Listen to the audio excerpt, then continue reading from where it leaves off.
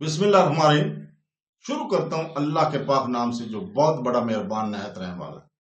دوستو، بہنوں، بھائیوں، بزرگوں، السلام علیکم۔ تاریخ اسلام میں محمد بن قاسم کی قسط نمبر 36 میں ہم خوش آمدید کہتے ہیں، اور اس میں ہم بیان کر رہے ہیں رومال پر خون سے لکھا ہوا خط۔ یہ وہی خط ہے جو ناہید نامی عورت نے، دوشیزہ نے، حجاج بن یوسف کو لکھا تھا، اور جس کے اوپر محمد بن قاسم نے دیبل سندھ پر حملہ کیا تھا۔ یہ اسی خط کا ہم آج ذکر کر رہے ہیں۔ تو دوستو، 3 ہفتوں کے بعد بصرہ، کوفہ اور عراق کے دوسرے شہروں میں یہ خبر حیرت اور احتساب سے سنی گئی کہ حجاج بن یوسف نے، جو عالم اسلام کی کسی بڑی شخصیت کو خطر میں نہیں لاتا تھا، اپنے بھائی قاسم کے یتیم اور غریب لڑکے کے ساتھ اپنی اکلوتی بیٹی کی شادی کر دی۔ دعوت ولیمہ میں شہر کے معززین کے علاوہ محمد بن قاسم کے بہت سے دوست اور اہم مکتب شریک تھے۔ اگلے دن حجاج بن یوسف نے محمد بن قاسم کو بلا کر یہ خوشخبری سنائی کہ دمشق سے خلیفہ المسلمین کا ایلچی آ گیا۔ انہوں نے لکھا کہ تمہیں فوراً دمشق بھیج دیا جائے۔ محمد بن قاسم نے کہا، میں جانے کے لیے تیار ہوں، لیکن دربار خلافت کے بڑے بڑے عہدیدار مجھے دیکھ کر یہی سمجھیں گے کہ آپ کی وجہ سے میرے ساتھ بیجا رعایت کی گئی۔ حجاج بن یوسف نے جواب دیا، قیمتی پتھر اپنی فخامت سے نہیں بلکہ چمک سے پہچانے جاتے ہیں۔ میں نے فقط تمہاری فطری صلاحیتوں کی نشو و نما کے لیے ایک موزوں ماحول تلاش کیا ہے۔ دربار خلافت میں تم سیگا اور امور حرب کے مجلس شورا کے رکن کے حصے سے کام کرو گے، اور اگر تم اپنے رفقا کار اور خلیفہ کو میری طرح متاثر کر سکتے ہو، یقین کرو اور یقین رکھو کہ کسی کو تمہاری کم عمری کی شکایت نہیں ہوگی۔ محمد بن قاسم نے کہا، لیکن میں حیران ہوں کہ سیگا امور حرب کی مجلس شورا دمشق میں کیا کرتی ہے؟ خلیفہ نے امور حرب کی تمام ذمہ داری تو آپ کو سونپ رکھی ہے۔ سپہ سالاروں کے ایلچی براہ راست آپ کے پاس آتے ہیں، نقل و حرکت کے تمام احکام آپ کی طرف سے جاتے ہیں۔ یہ اس لیے کہ مجلس شورا میں تمہارے جیسے سرگرم اور بیدار بغض ارکان کی کمی ہے، اور ان کے بہت سا بوجھ مجھ پر ڈال دیا گیا۔ اب تم وہاں جاؤ گے تو کم سے کم میرے سر سے افریقہ کی محاذ کی نگرانی کا بوجھ ختم ہو جائے۔ افریقہ کے حالات میں ذرا سی تبدیلی پر امور المومنین مجھے ہر دوسرے تیسرے مہینے مشورے لینے کے لیے بلاتے ہیں۔ ممکن ہے کہ تمہاری صلاحیتیں دیکھ کر مجھے وہ بار بار بلانے کی ضرورت محسوس نہ کرے اور میں ترکستان کے محاذ کی طرف زیادہ توجہ دے سکوں۔ محمد بن قاسم نے پوچھا، مجھے کب جانا چاہیے؟ میرے خیال میں کل تم روانہ ہو جاؤ، میں چند دنوں تک تمہاری والدہ اور زبیدہ کو دمشق بھیجنے کا انتظام کر دوں گا۔ محمد بن قاسم رخصت ہونے کو تھا کہ حبشی غلام نے اندر آ کر حجاج بن یوسف کو اطلاع دی کہ ایک نوجوان حاضر ہونے کی اجازت چاہتا ہے، جو کہتا ہے، میں سراندیپ سے نہایت اہم خبر لے کر آیا ہوں۔ حجاج بن یوسف نے کہا، بلاؤ اسے، اور محمد تم بھی ٹھہرو، میرا دل گواہی دیتا ہے کہ سراندیپ سے کوئی اچھی خبر نہیں آئی۔ غلام کے چلے جانے کی تھوڑی دیر بعد زبیر اندر داخل ہوا۔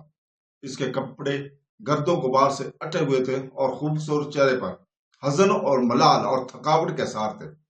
حجاج بن یوسف نے اسے دیکھتے پہچان لیا اور کہا، زبیر تم آ گئے، تمہارا جہاز؟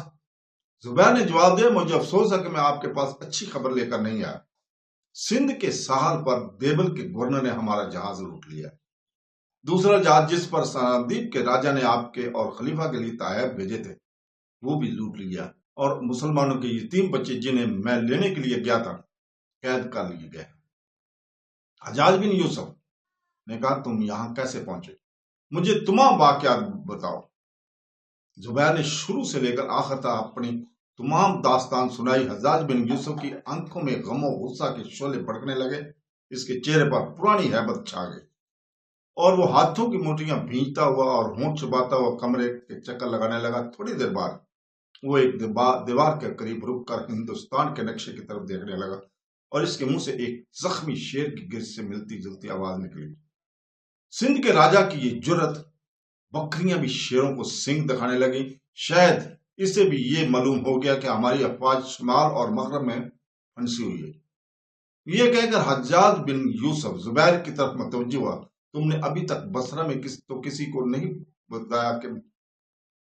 زبیر نے جواب دیا، نہیں، میں سیدھا آپ کے پاس آیا ہوں۔ حجاج بن یوسف نے جواب دیا اور کہا، سندھ کی طرف سے اس سے زیادہ صریح الفاظ میں ہمارے خلاف اعلان جنگ نہیں ہو سکتا، لیکن تم جانتے ہو اس وقت ہماری مجبوریاں ہمیں ایک نئے محاذ کی طرف پیش قدمی کی اجازت نہیں دیتی۔ میں یہ چاہتا ہوں کہ یہ المناک خبر ابھی عوام تک نہ پہنچے، وہ خود جہاد پر جانے کے لیے تیار ہوں یا نہ ہوں، لیکن مجھے کوسنے میں کوتاہی نہیں کریں گے۔ زبیر نے کہا، آپ کا مطلب ہے کہ آپ یہ سب کچھ خاموشی سے برداشت کر لیں گے؟ حجاج نے جواب دیا، سر دست خاموشی کے سوا میرے لیے کوئی چارہ نہیں۔ میں مکران کے گورنر کو لکھتا ہوں کہ وہ خود سندھ کے راجہ کے پاس جائے، لیکن ممکن ہے کہ وہ اپنی غلطی کی تلافی کے لیے آمادہ ہو جائے اور مسلمان بچوں کو اس کے حوالے کر دے۔ زبیر نے کہا، میں آپ کو یقین دلاتا ہوں کہ اپنی غلطی کے اعتراف کرنے پر آمادہ نہیں ہوں گے۔ ابو الحسن کا جہاز لاپتہ ہونے پر بھی آپ نے مکران کے گورنر کو وہاں بھیجا تھا، لیکن انہوں نے اپنے لا علمی کا اظہار کیا، اور مجھے یقین ہے کہ ابو الحسن کا جہاز بھی لوٹا گیا تھا اور وہ اس کے چند ساتھی ابھی تک راجہ کی قید میں ہیں۔ میں خود بھی مکران کے عمل سے مل کر آیا ہوں۔ وہ یہ کہتے تھے کہ ان کے ساتھ راجہ اور اس کے اہلکار گزشتہ ملاقات میں نہایت ذلت امیز سلوک کر چکے ہیں، اس لیے وہ بذات خود دوبارہ اس کے پاس جانا پسند نہیں کرتے۔ تاہم انہوں نے آپ کو مشورے کے لیے بغیر مکران کے سالار اعلیٰ عبید اللہ کی قیادت میں دیبل کے حاکم کے پاس ایک وفد بھیج دیا۔ جو کچھ میں دیکھ چکا ہوں اس سے میرا اندازہ ہے کہ دیبل کا راجہ انتہا درجے کا بے رحم ہٹ دھرم اور عبید اللہ بھی کافی جوشیلا ہے، لیکن ہے کہ وہاں ان کے ساتھ بھی وہی سلوک ہو جو ہمارے ساتھ ہو چکا ہے، اور وہ راجہ سے ملاقات کرنے سے پہلے ہی کسی خطرے کا شکار ہو جائے۔ حجاج بن یوسف نے کہا، تاہم میں عبید اللہ کی واپسی کا انتظار کروں گا، اگر وہ اچھی خبر نہ لایا تو میں کچھ نہیں کہہ سکتا۔ سندھ ایک وسیع ملک ہے اور ہمیں وہاں لشکر کشی سے پہلے ایک لمبی تیاری کی ضرورت ہے۔ یہ بھی ممکن ہے کہ امیر المومنین ترکستان، افریقہ اور اس کے بعد شاید اندلس کی فتح سے پہلے ہمیں سندھ پر لشکر کشی کی اجازت نہ دیں۔ محمد بن قاسم اب تک خاموش یہ باتیں سن رہا تھا۔ اس نے زبیر کی مایوس نگاہوں سے متاثر ہو کر خلیفہ کو رضامند کرنے کی ذمہ داری میں لیتا ہوں۔ اگر آپ اجازت دیں تو میں کل کی بجائے آج ہی دمشق روانہ ہو جاؤں۔ حجاج نے جواب دیا، برخودار، جاتے ہی خلیفہ کو ایسا مشورہ دے کر تم اپنی سپاہیانہ صلاحیتوں کا اچھا مظاہرہ نہیں کرو گے۔ تمہاری غیرت اور شجاعت میں کلام نہیں، لیکن دشمنوں کے قلعے خالی تدبیروں سے فتح نہیں ہوتے۔ اس مہم کے لیے بہت سے سپاہیوں کی ضرورت ہوگی۔ عراق اور عرب اور شام کے کسی مستقر میں ہمارے پاس زائد افواج نہیں ہیں۔ محمد بن قاسم نے جواب دیا، میں مسلمانوں کی غیر سے مایوس نہیں۔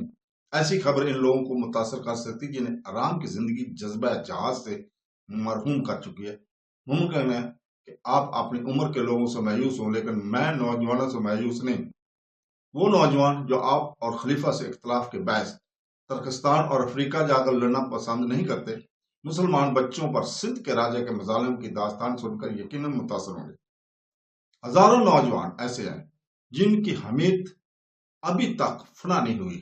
وہ مسلمان جن سے آپ مایوس ہیں مرے نہیں، سو رہے ہیں، اور قوم کے یتیم بچوں کو فریاد یقیناً ان کے لیے سورہ اسرافیل ثابت ہوگی۔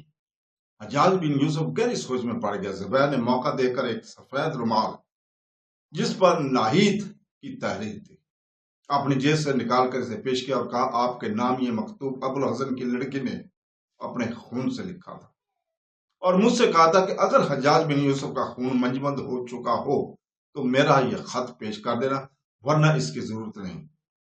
حجاج بن یوسف رومال پر خون سے لکھی ہوئی تحریر کے چند سطور پڑھ کر کپا اٹھا اور اس کی آنکھوں کے شعلے پانی میں تبدیل ہونے لگے۔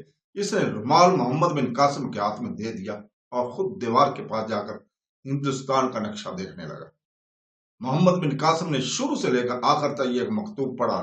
مکتوب کے الفاظ یہ تھے، مجھے یقین ہے والی بصرہ قاصد کی زبانی مسلمان بچوں اور عورتوں کا حال سن کر اپنی فوج کے غیور سپاہیوں کو گھوڑوں پر زینے ڈالنے کا حکم دے چکا ہوگا، اور قاصد کو میرا یہ خط دکھانے کی ضرورت پیش نہیں آئے گی۔ اگر حجاج بن یوسف کا خون منجمد ہو چکا ہے تو شاید میری تحریر بھی بے سود ثابت ہو۔ میں ابو الحسن کی بیٹی ہوں۔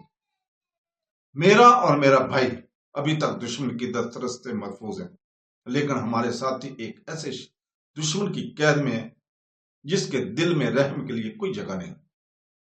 قید خانے کی اس تاریخی کوٹڑی کا تصور کیجیے جس کے اندر اسیروں کے کان مجاہدین اسلام کے گھوڑوں کی ٹاپوں کی آواز سننے کے لیے بے قرار ہے۔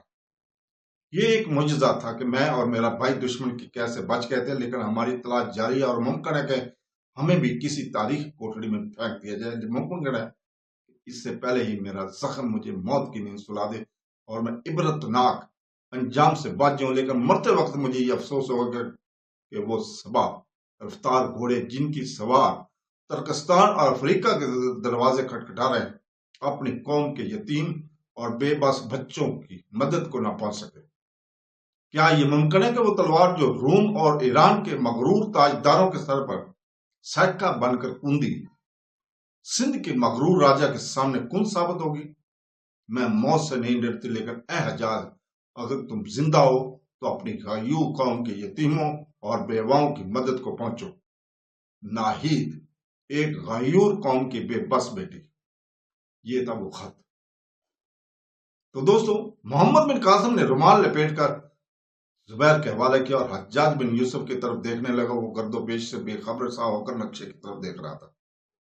محمد بن قاسم نے پوچھا، آپ نے کیا فیصلہ کیا؟ حجاج بن یوسف نے خنجر نکالا اور اس کی نوک سندھ کے نقشے پر وابست کرتے ہوئے جواب دیا، میں سندھ کے خلاف اعلان جہاد کرتا ہوں۔